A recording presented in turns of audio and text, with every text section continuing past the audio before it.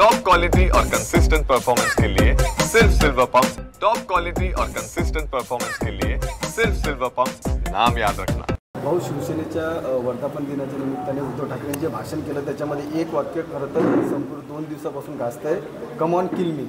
तुम्ही या वाक्याकडे कसं पाहता? त्याचा उत्तर आमच्या मुख्यमंत्री महोदयांनी दिलेलं आहे की कम ऑन किल मी म्हणजे मला येऊन मारा। आता कशाला कोण मारणार आहे? आणि ज्यांचे स्वतःचेच दिवस संपत आलेले त्यांना मारायची काय गरज आहे?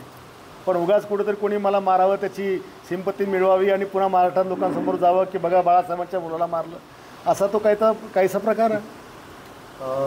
भरसेट गोगावले यांचे अघोरी पूजा केल्याचे 2-3 व्हिडिओ जे आहेत काही दिवसापासून व्हायरल होत आहेत आणि विरोधकांना आयतपोलीत हाती मिळालेला आहे, विरोधक टीका करतात। ते बघा, ती काही अघोरी पूजा नाही आहे, कपडे काढून पूजा केली। सगळेच ब्राह्मण कपडे काढून पूजा करतात, फक्त खांद्यावर एखादं पांढरं वस्त्र असतं।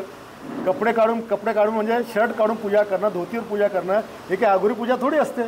आम्ही पण अनेक वेळेस पूजा त्या ठिकाणी केलेली आहे आणि तिथे काय अघोरी मंत्र चालू होते? आज बघा, भरत गोगावले साहेबांना काय कमी आहे? मंत्री आहे, सगळे आहेत, सत्ता आहे, सगळ्या गोष्टी आहे, कशाकरता अघोरी हे पूजा करणार आहेत? पालकमंत्री पदासाठी सुरू आहे असं म्हणतात। त्याच्याकरता दाढीवाले बाबा आहेत ना आमचे निर्णय घ्यायला। अमित शहाना जेलमध्ये पाठवा आले। कोणाला? संजय राऊत। मला वाटतं याच्याकरता 5-6 जन्म संजय राऊतला घ्यावं लागतील हे सगळं स्वप्न म्हणजे पूर्ण करायसाठी। उद्धव ठाकरे आणि राज ठाकरे एकत्र येण्याचे चिन्ह दिसत आहेत, कसं पाहता? आता त्याच्यामध्ये त्यांच्या पक्षाच्या लोकांनी सांगितलं की नुसत्या माध्यमांच्या माध्यमातून अशा प्रकारच्या युत्या होत नसतात।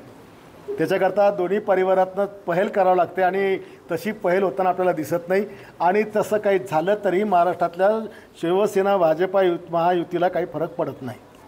भाऊ, संजय राऊतांनी जे जेल डायरी लिहिलेली आहे नरकातला स्वर्ग, ते पुस्तक तुम्ही वाचलं का? जर वाचलं असेल तर कसं पाहता त्या पुस्तकाकडे? आता नरकामध्ये गेल्यानंतरच त्या ठिकाणी स्वर्ग आठवतो आणि म्हणून तिथं 100 दिवसात त्यांनी ते लिखाण करायचं काम केलेलं आहे। पण त्या पुस्तकाचा कोणावर काही प्रभाव नाही, कोणावर काही इफेक्ट नाही। ते त्यांनी काय स्वतःला अनुभवलं त्याच्यामध्ये ते लिहिलेलं आहे। आम्हाला तर सगळीकडे स्वर्गच दिसतोय, आम्ही नरकाचा विचार करत नाही।